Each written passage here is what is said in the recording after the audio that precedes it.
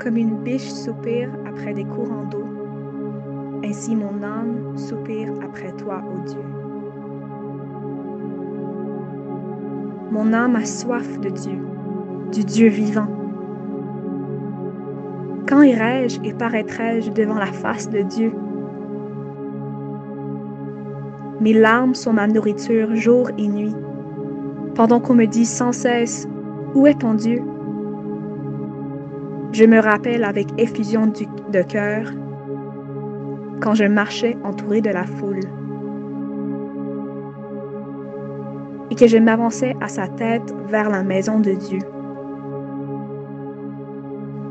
Au milieu des cris de joie et des actions de grâce d'une multitude en fête. Pourquoi t'abattu, mon âme, et gémis-tu au-dedans de moi? Espère en Dieu, car je le louerai encore. Il est mon salut et mon Dieu. Mon âme est abattue au-dedans de moi. Aussi c'est à toi que je pense, depuis le pays du Jourdain, depuis l'Hermon, depuis la montagne de Mitiar. Un flot appelle un autre flot au bruit de tes ondées. Toutes tes vagues et tous tes flots passent sur moi. Le jour, l'Éternel m'accordait sa grâce. La nuit, je chantais ses louanges. J'adressais une prière au Dieu de ma vie. Je dis à Dieu, mon rocher, « Pourquoi m'oublies-tu? Pourquoi dois-je marcher dans la tristesse sous l'oppression de l'ennemi? Et gémis-tu au-dedans de moi? Espère en Dieu, car je le louerai encore. Il est mon salut et mon Dieu. »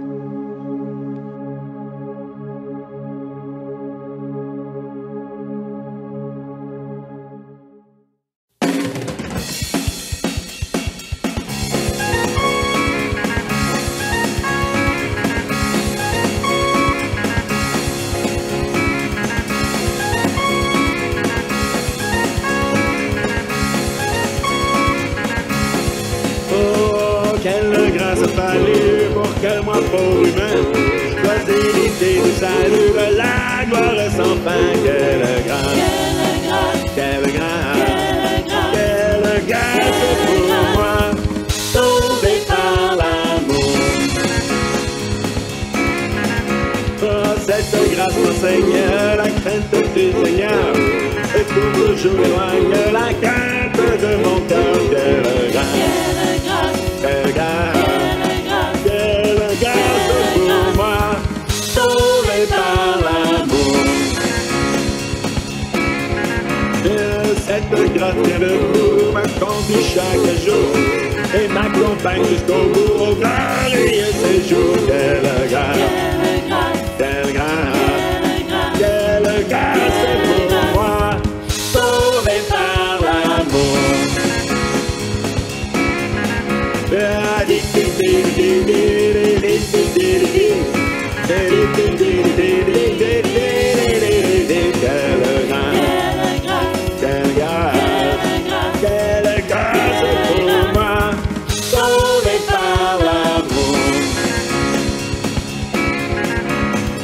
Quelle grâce a fallu pour que moi, pauvre humain, dois hériter du salut, de la gloire sans fin. Quelle grâce, quelle grâce, quelle grâce pour moi, sauvé par l'amour.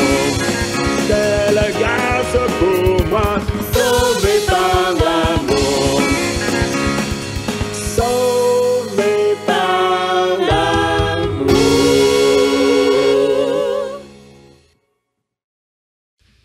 Chantez, chantez votre joie au Seigneur. Chantez, chantez votre joie au Seigneur. Et méditez sa loi tout le jour et la nuit. Et méditez sa loi tout le jour et la nuit. Chantez, chantez votre joie au Seigneur. Chantez, chantez votre joie au Seigneur et méditez sa loi tout le jour et la nuit. Et méditez sa loi tout le jour et la nuit. Chantez, chantez.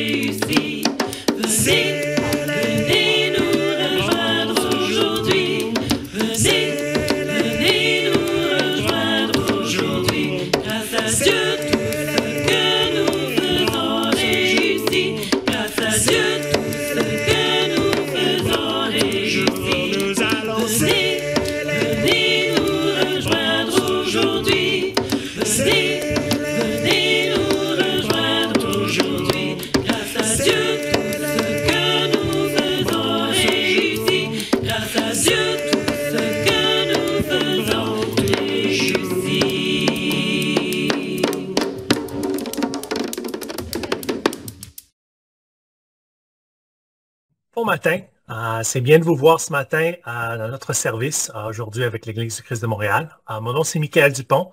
Je suis là ce matin pour vous parler d'être animé par l'Esprit. Donc j'aimerais parler de qu'est-ce que ça veut dire d'être animé par l'Esprit et j'aimerais aller dans l'Ancien Testament. Donc j'aimerais retourner en arrière jusqu'au temps du roi Saül. Donc j'aimerais passer du temps à regarder comment l'Esprit animait le roi Saül et comment l'impact a été dans sa vie. Donc, on retourne, c'est dans 1 Samuel, toute l'histoire se passe dans la 1 Samuel, à partir du chapitre 9 jusqu'à la fin du livre de 1 Samuel. C'est toute l'histoire de Saül, l'interaction entre Saül et Samuel, l'interaction entre Saül et David, et aussi une partie du roi David. Mais moi, évidemment, je vais me concentrer uniquement sur la portion où on parle de Saül spécifiquement. Donc, sautons direct dans le livre de 1 Samuel et commençons avec la situation de Saül. On va commencer dans le chapitre 10. Dans le chapitre 9, il y a une petite introduction où Saül est à la recherche des ânes que son père a perdus, etc. Mais allons dans Samuel chapitre 10 et commençons avec le verset 1. Samuel prit une fiole d'huile qu'il versa sur la tête de Saül. Il l'embrassa et dit, « L'Éternel t'a désigné par onction pour que tu sois le chef de son héritage. » Donc voilà, Samuel est en train de oindre Saül comme roi d'Israël. Et il lui dit ça, et il l'indique que lui va être roi. L'onction, c'était quelque chose qui était normal à l'époque. On mettait de l'onction, de l'huile sur la tête de quelqu'un qui avait un rôle spécial. Des fois, c'était la prêtrise ou un autre rôle religieux. Dans ce cas-ci, c'est la royauté, mais on utilisait ça dans les deux contextes.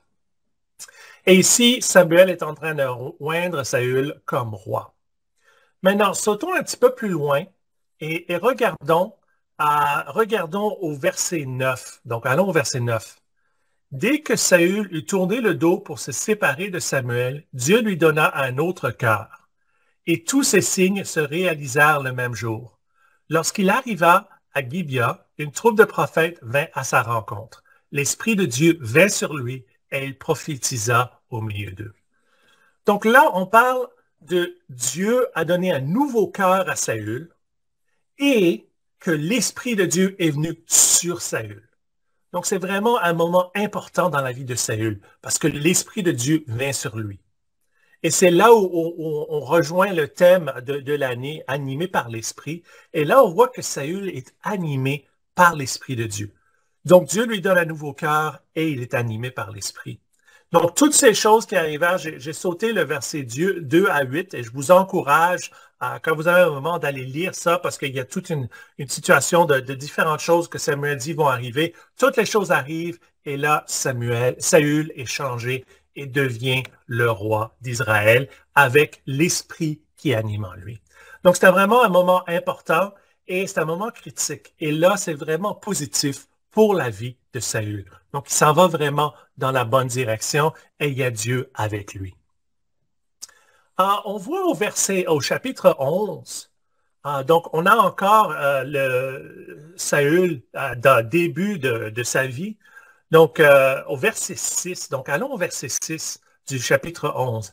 L'Esprit de Dieu vint sur Saül lorsqu'il entendit cela et sa colère s'enflamma fortement. Il prit une paire de bœufs, les coupa en morceaux et les envoyait par l'intermédiaire de messagers dans tout le territoire d'Israël en disant, « Si quelqu'un ne marche pas à la suite de Saül et de Samuel, ses bœufs seront traités de la même manière. » La terreur de l'Éternel s'empara du peuple et il se mit en marche comme un seul homme. Saül le passa en revue à Bézek. Les Israélites étaient de 300 000 et les hommes de Juda de 30 000. Donc là, on voit encore au verset 6, l'Esprit de Dieu vint sur Saül. Donc Saül est rempli de l'Esprit de Dieu. Et avec ça, il se met en colère. J'ai sauté le petit paragraphe précédent, mais il y a une situation, il y a des Israélites qui vont pas bien, ça vient à Saül, puis Saül se met en colère. L'Esprit de Dieu le pousse à vraiment faire quelque chose. Et là, il devient roi, un roi guerrier. Il y a 330 000 hommes à sa charge pour vraiment aller et faire la guerre. Donc, on voit vraiment que Saül va bien. Les choses vont bien dans son règne.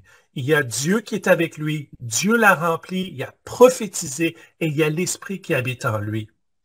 Et peut-être que vous, c'est la même chose. Peut-être que vous avez choisi de suivre Dieu et que l'Esprit habite en vous et ça va bien et ça va dans la bonne direction. Et c'est vraiment encourageant. C'est encourageant de voir ça.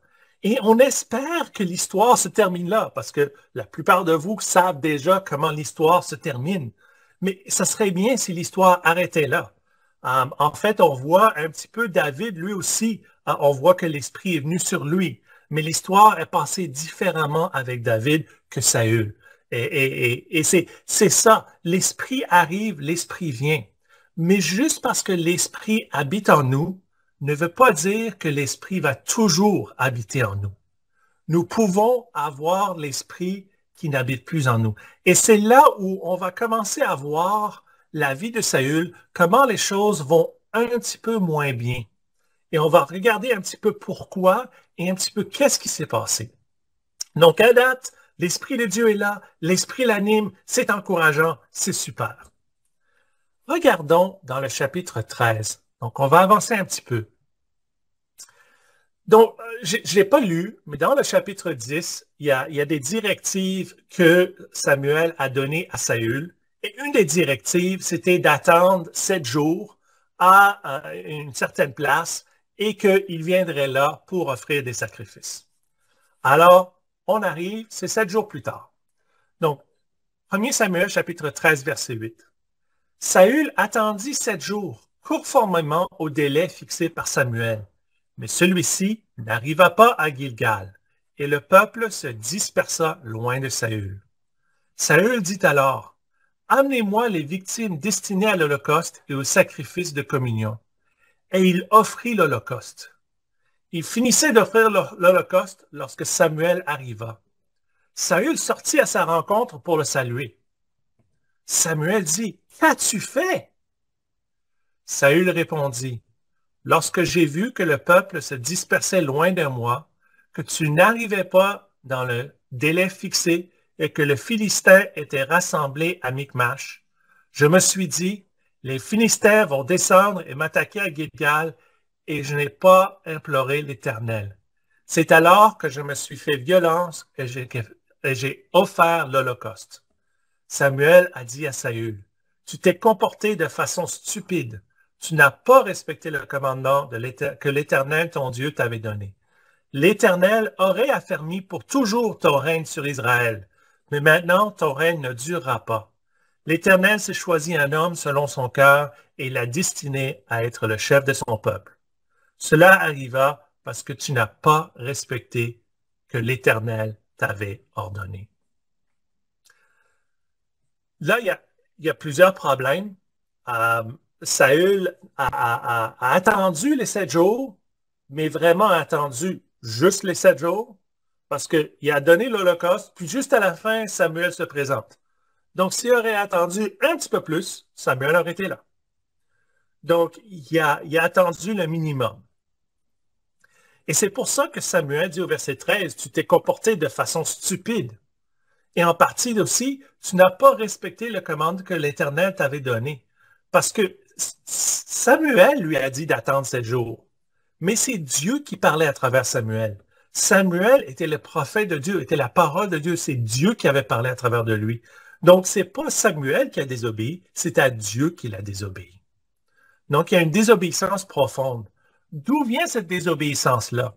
Bien, il dit un petit peu, il dit, je voyais que les Philistins, ils y arrivaient, le peuple se dispersait, il y avait beaucoup de problèmes. Donc, il a vu tous les problèmes, mais il n'a pas vu Dieu. Et il n'a pas fait confiance à Dieu. Il y avait une insécurité, il s'est mis le fardeau sur ses propres épaules et il a pris ça sur lui. Et il ne s'est pas fié à l'Éternel. Et c'est là un gros problème qu'on voit dans Saül ici, c'est qu'il ne fait pas confiance à l'Éternel. Et là, l'Éternel a dit, non, ça c'est un problème. Donc, j'ai choisi quelqu'un d'autre qui va être roi après toi. Et ça ne sera pas de ta famille. C'est quelque chose de la royauté, normalement, c'était hérité. Mais là, c'est pas le cas. La royauté ne sera pas héritée. C'est pas ton fils qui sera roi après toi, ce sera quelqu'un d'autre. Et ça, c'est quand même quelque chose de vraiment important. Là, on continue avec le règne de Saül et ça va un petit peu en dégringolade. Donc, les choses vont moins bien. Au chapitre 14, il y a encore une campagne où Saül fait un très bon travail en tant que campagne militaire. Donc, il y a beaucoup de succès de manière militaire. Il gagne beaucoup de batailles. Dans le chapitre 14, on voit même que Jonathan a fait quelque chose d'assez incroyable. Mais ensuite, Saül a fait un vœu qui cause des défis, qui cause des problèmes. Donc, il y a un certain manque de sagesse de la part de Saül là, mais je vais sauter carrément par-dessus. Allons au chapitre 15, parce que le chapitre 15 est encore un chapitre très important, parce on voit un petit peu plus profondément l'importance de la relation entre Dieu et Saül. Là, ce qu'on voit dans le chapitre 15, c'est Dieu qui parle à travers Samuel et dit, j'ai un problème, il faut absolument que les Amalékites soient complètement décimés. On parle de la mort complète de tout le peuple. Et Dieu lui dit, c'est ça je veux que tu fasses. Donc, Saül, qu'est-ce qu'il fait? Il se met en guerre, comme il est supposé faire. Il suit la directive et il va en guerre et il gagne la guerre. Mais c'est là où ça commence à avoir des problèmes. Parce que Saül n'a pas complètement obéi la directive. On voit au verset 7. Saül portait des coups à Amalek depuis Havila jusqu'à Shur, qui fait face à l'Égypte. Il captura Agag, roi d'Amalek, vivant, et voua à la destruction tout le peuple en le passant au fil de l'épée. Mais Saül et le peuple épargnèrent Agag aussi que les meilleures brebis, les meilleurs bœufs, les meilleures bêtes de la seconde portée, les agneaux gras et tout ce qu'il y avait de bon. Ils ne voulurent pas vouer à la destruction. En revanche, ils exterminèrent tout ce qui était sans valeur chétif. Donc là, on voit que Saül n'a pas entièrement obéi à la directive de Dieu vis-à-vis la destruction des Amalékites. On voit la même chose qui s'est passée dans le livre de Josué avec la destruction de Jéricho. Le peuple d'Israël avait été dit, allez détruire tout le peuple de Jéricho, allez anéantir la ville au complet, brûlez-la au complet. Puis Acab a juste pris une couple de choses. Et à cause de ça, il y a eu une grosse défaite à Haï et beaucoup de Juifs sont morts à cause du péché d'un seul homme qui n'a pas entièrement obéi à la directive de Dieu. Ici, Saül fait la même chose. Il a été dit de le détruire au complet, mais au lieu de le détruire au complet, il détruit la plupart, mais il garde le roi en vie pour l'amener comme capture, puis il garde le meilleur bétail pour lui. Donc, il a juste détruit tout ce qui n'avait pas de valeur, puis tout ce qui n'est pas intéressant, mais tout ce qui était bon, il l'a gardé. Et ça, c'est un gros problème. On l'a déjà vu en Josué, on a vu l'impact, mais ici, l'impact est quand même là aussi. On voit au verset 10. L'Éternel adressa la parole à Samuel. Je regrette d'avoir établi Saül comme roi, car il se détourne de moi et n'accomplit pas mes paroles.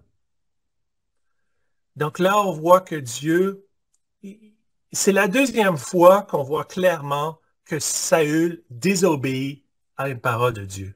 Tu penserais que la première fois, Saül aurait appris sa leçon. OK, tu sais quoi? À partir de maintenant, je vais obéir Dieu à la lettre.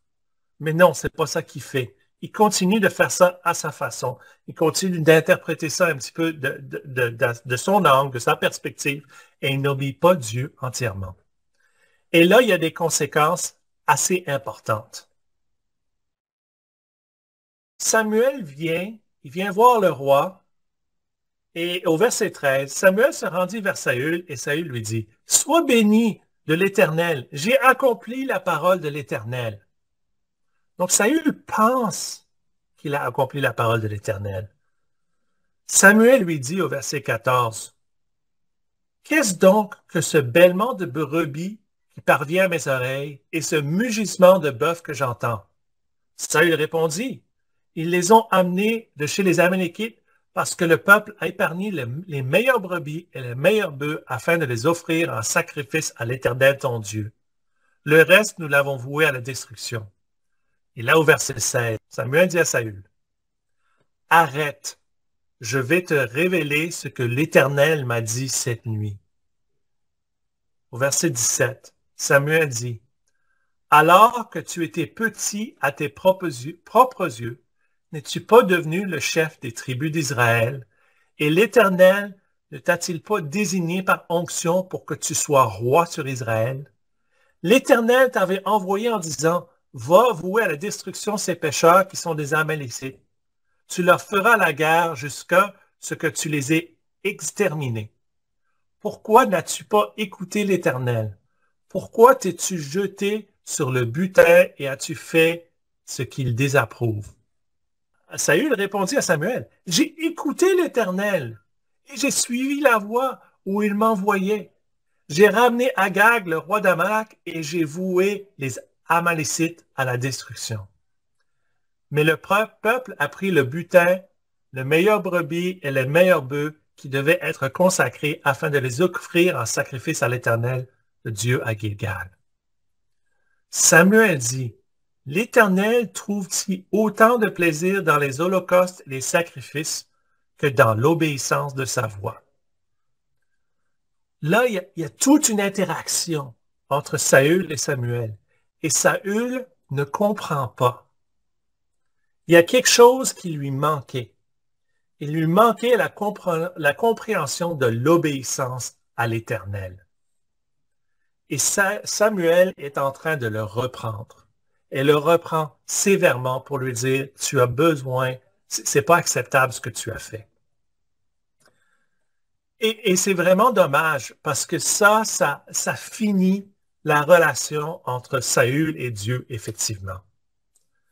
Saül réalise finalement qu'il a péché.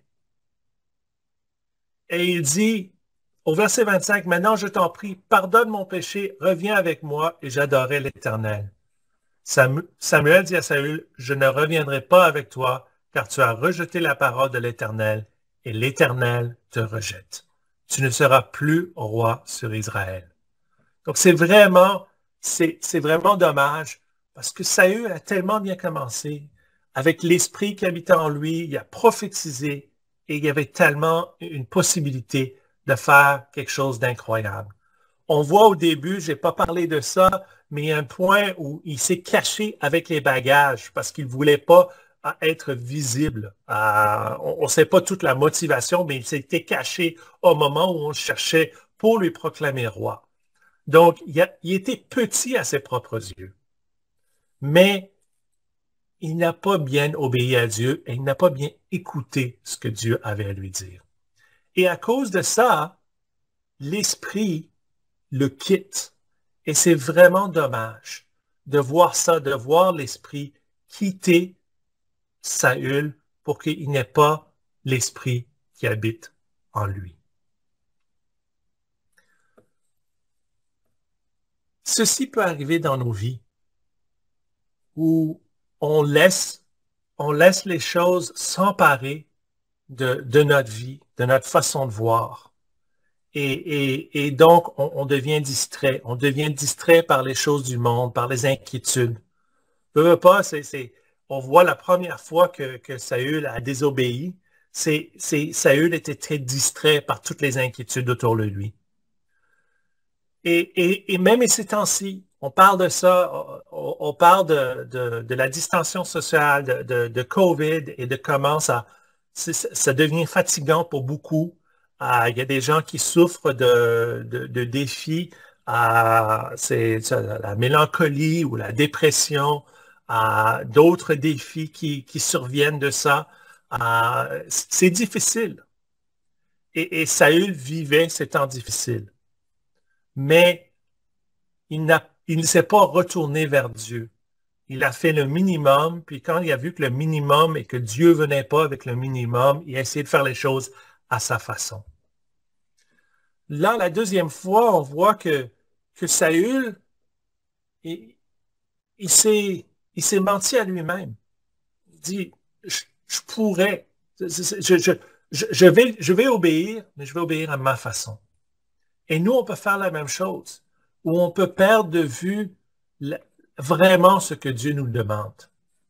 Et c'est vraiment important dans nos propres vies qu'on fasse attention à qu'est-ce que Dieu nous demande, qu'est-ce que Dieu veut qu'on fasse, et qu'on fasse vraiment attention à faire ça. Ce qui est vraiment dommage, c'est la dégringolade n'arrête pas. Ça continue et ça va un petit peu pire. Donc, regardons un petit peu plus loin à qu'est-ce qui se passe plus loin dans le livre de 1 Samuel. Au chapitre 16, il y a l'onction de David. Et je vais commencer au verset 13. Et on va voir un petit peu comment la situation de Saül s'empire un petit peu. Donc, au verset 13, Samuel prit la corne d'huile et la consécra par onction au milieu de ses frères. On parle de David. L'Esprit de l'Éternel vint sur David, et à partir de ce jour-là et par la suite, Samuel se releva et partit à Rama. Donc là, on a la consécration de David, et on voit que l'Éternel est venu sur David aussi. Au verset 14, l'Esprit de l'Éternel se retira de Saül, et celui-ci furent tourmentés par un mauvais esprit envoyé par l'Éternel. Donc là, l'Éternel enlève son esprit de Saül et envoie un mauvais esprit. Donc, ça c'est vraiment important, parce que cette année, on parle d'être animé par l'esprit. Mais moi, ma question des fois, c'est animé par quel esprit? Parce que il y a le Saint-Esprit, il y a le bon esprit, il y a l'esprit de Dieu, mais il y a aussi des mauvais esprits. Et on peut être animé par le mauvais esprit. Il faut faire vraiment attention. Et même des fois, on peut penser, je suis animé par l'esprit. Mais est-ce que l'esprit vraiment t'envoie dans la direction que Dieu veut que tu ailles? Versets 15 à 23, on voit que David rentre dans le portrait avec Saül. Et on voit ici, au verset 19, Saül envoie des messagers à Isaïe pour lui dire, « Envoie-moi ton fils David, celui qui est avec les brebis. » Isaïe prit un âne qui charge de pain, d'une outre, d'un vin, de chevreau, et l'envoya tout vers Saül par l'intermédiaire de son fils David. David arriva vers Saül et se présenta devant lui. Il plut beaucoup à Saül, et il fut désigné pour porter ses armes. Samuel fit dire à Isaïe, « Je t'en prie, laisse David à mon service, car il a trouvé grâce à mes yeux. » Et au verset 23, lorsque le mauvais esprit envoyé par Dieu était sur Saül, David prenait la harpe et en jouait. Saül se calmait alors et il se sentait mieux, et le mauvais esprit s'éloignait de lui. Donc là, on voit comment Saül aimait David. Il a pris David, il l'a pris et il dit, non seulement il va jouer de la harpe pour m'aider quand je me sens pas bien, quand j'ai un mauvais esprit en moi, mais en plus de ça, il va porter mes armes. Donc il y a une relation, une vraiment bonne relation entre Saül et David. Et c'est important de voir ça. Au début de la relation entre Saül et David, la relation était vraiment bonne. Et Saül l'aimait beaucoup, lui faisait confiance. Avoir un porteur d'armes, c'est faire confiance à quelqu'un. Et il l'aidait beaucoup. Il l'aidait dans ces moments difficiles. Donc, il y a un bon début à la relation entre Saül et David. Mais évidemment, ceux qui connaissent l'histoire savent que ça aussi, ça dégringole, que ça ne va pas nécessairement dans la bonne direction. Donc, on peut continuer, on peut voir au chapitre 18, Saül devient jaloux de David.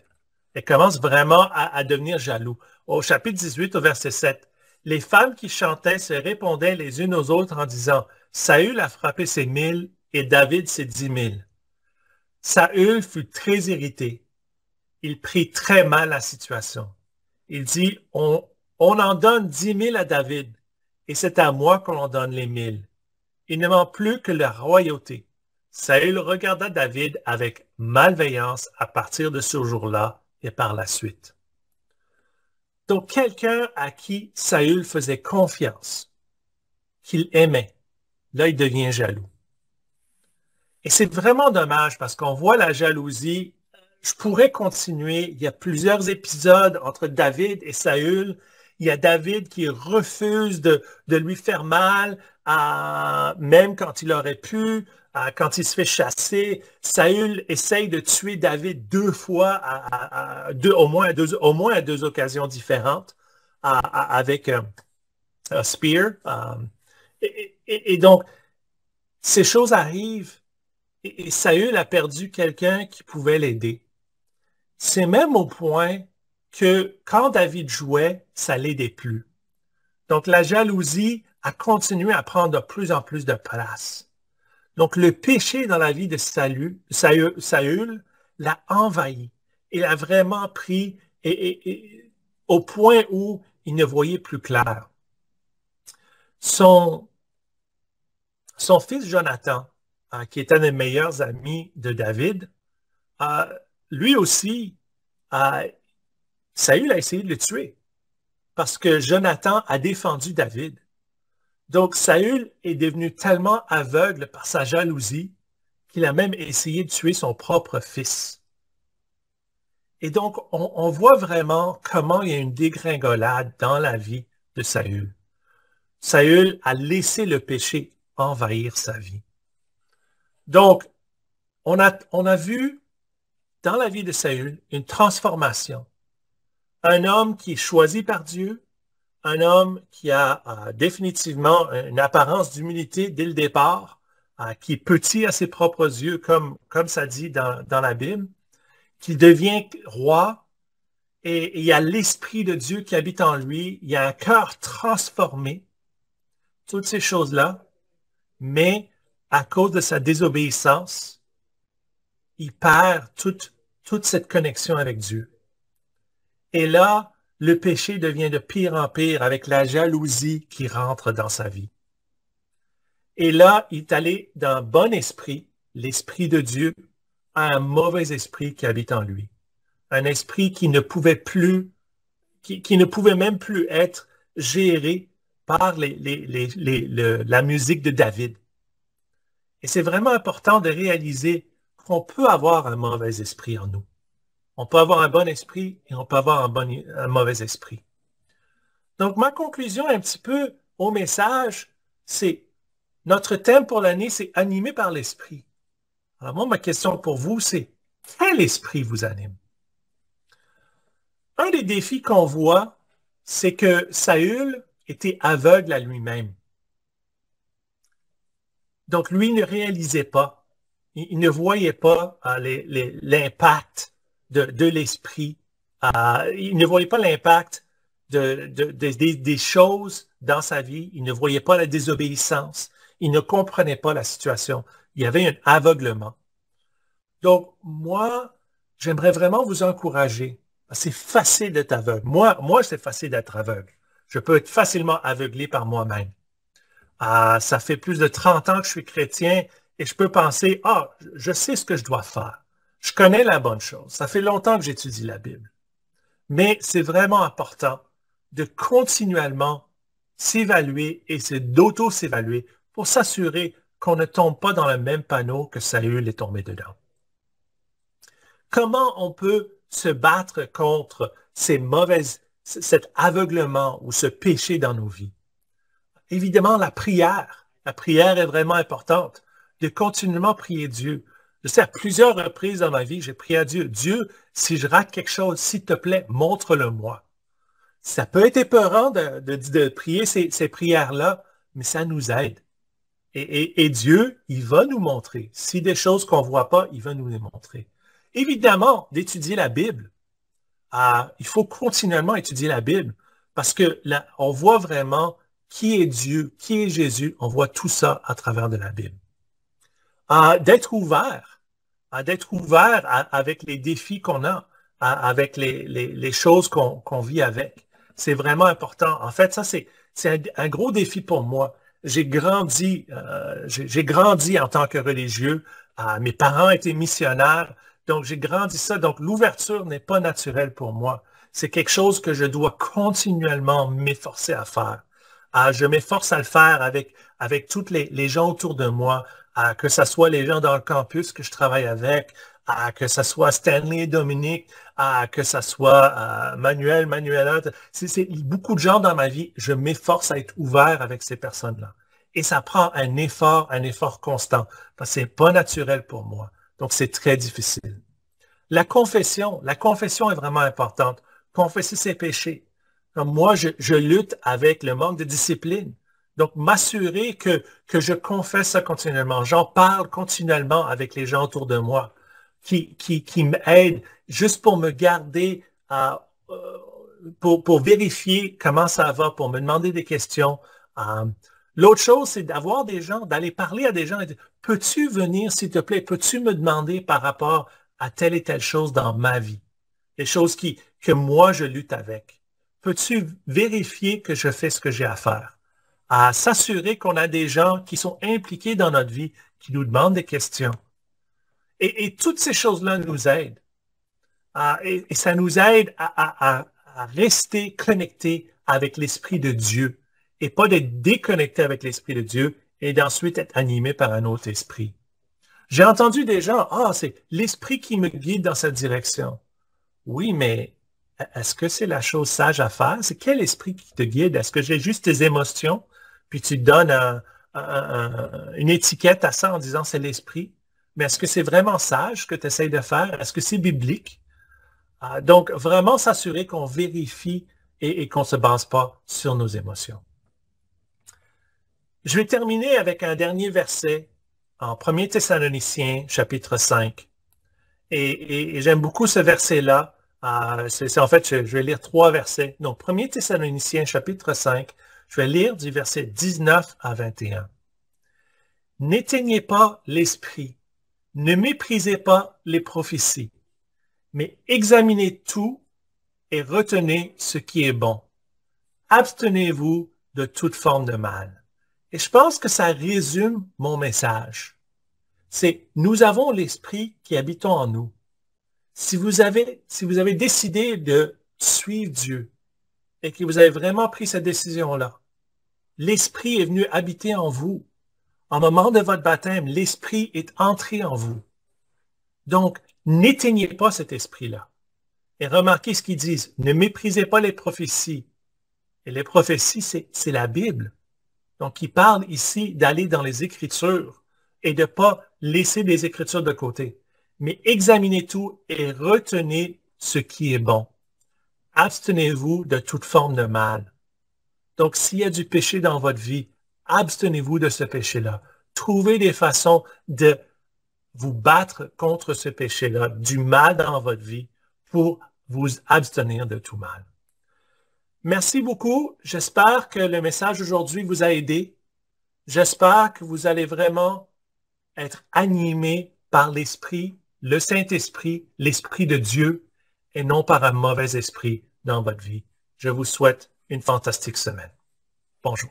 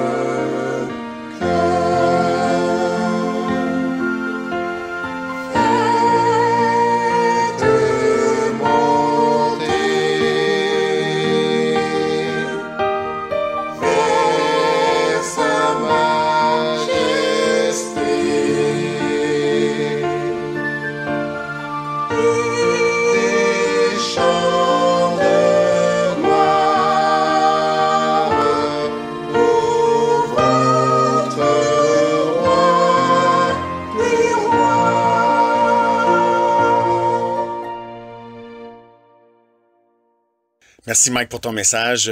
J'avoue hein, que quand on parle d'être animé par l'Esprit, souvent on pense être plein d'Esprit Saint, on pense à Pierre qui prêche devant les foules, mais on pense pas nécessairement que des esprits, il y en a plus qu'un, puis ça peut être un esprit mauvais qui nous anime. Hein. Je sais que moi, personnellement, je suis souvent animé par l'esprit de contradiction. Mais sérieusement, c'est vrai que hein, on est en COVID, on est en isolement, on peut penser que on agit par prudence, puis par sagesse, par obéissance, quand on demeure isolé, puis qu'on va pas faire telle chose. Mais parfois, c'est pas nécessairement vrai. Peut-être d'autres fois, c'est parce qu'on est animé par un esprit de paresse ou d'égoïsme, puis on aime ça être dans nos affaires confortables, ou un autre exemple, si on veut corriger quelqu'un, puis on va le voir, puis on le corrige, est-ce qu'on le corrige parce qu'on l'aime, puis on veut qu'il s'améliore, ou si on le corrige parce qu'on est fâché, puis on veut se sentir meilleur, ou si on veut, peu importe, le condamner. Donc, wow, merci Mike d'apporter notre attention à ça. Faisons comme Mike nous suggère, puis Thessaloniciens aussi, hein, travaillons à ne pas éteindre l'esprit qu'on a reçu au baptême en étant honnête avec nos frères et sœurs, et honnête avec nous-mêmes, confesser, et puis en demeurant dans la parole. Donc, encore une fois, merci Mike. J'ai quelques annonces pour vous. Donc, comme à l'habituel, lundi soir, sur Zoom, il va y avoir une discussion pour améliorer le français. Donc, le lien est connu, il va être dans les annonces du lundi. Ensuite, la mi-semaine sera par groupe de famille. Donc, j'imagine que vous savez tous où aller. Jeudi matin, il va y avoir un dévotionnel pour les femmes à 7 h le matin. Donc, encore une fois, j'imagine que les femmes de l'Église savent où aller, mais sinon, le lien va être dans le courriel de lundi. Ensuite, l'Assemblée générale de l'Église va avoir lieu le 25 avril prochain. Donc, c'est important qu'on participe tous, ou le plus grand nombre possible, à l'Assemblée générale, parce que c'est nos affaires, hein? C'est notre Église, il faut qu'on s'en occupe, donc c'est le budget, c'est des affaires qui ne sont pas tout le temps intéressantes pour tout le monde, mais c'est quand même nos affaires, on doit s'en occuper, donc participons. Donc le 25 avril à 12h30 après le service, ça va être sur Zoom, le lien va être dans le courriel de lundi, et dimanche prochain, même heure, même poste, service incroyable de l'Église du Christ. Donc prenons un instant pour prier hein, pour la communion, de se concentrer sur l'esprit hein, qui émane de Jésus, mais aussi la puissance du pardon que Jésus nous donne. Moi, j'essayais de penser, est-ce que c'est possible qu'on peut pardonner, mais en anglais, on dit spite, spite pardonner. Pardonner, mais par colère. Mais non, hein, ça se peut pas. On pardonne parce qu'on aime, parce que, enfin, on pardonne parce qu'on pardonne. Hein, fait que, bref, voilà. Prions pour la communion. Donc, merci, Père. Merci, Père, de nous donner le pardon de Jésus qui vraiment, enfin, qui nous a donné l'esprit, mais aussi qui nous montre l'exemple hein, de vraiment... Il n'y a pas de mauvais esprit qui peut justifier le pardon. Puis, c'est ça, Père. Merci. Aide-nous vraiment à nous questionner tout le temps est-ce qu'on fait les choses parce qu'on veut te plaire ou on fait les choses parce qu'on veut bien paraître ou quoi que ce soit, Père. Donc, merci beaucoup encore une fois pour le sacrifice de Jésus. Et je prie en ton Fils. Amen. Donc, merci tout le monde pour avoir participé au service et on se laisse avec un dernier chant. Bon dimanche.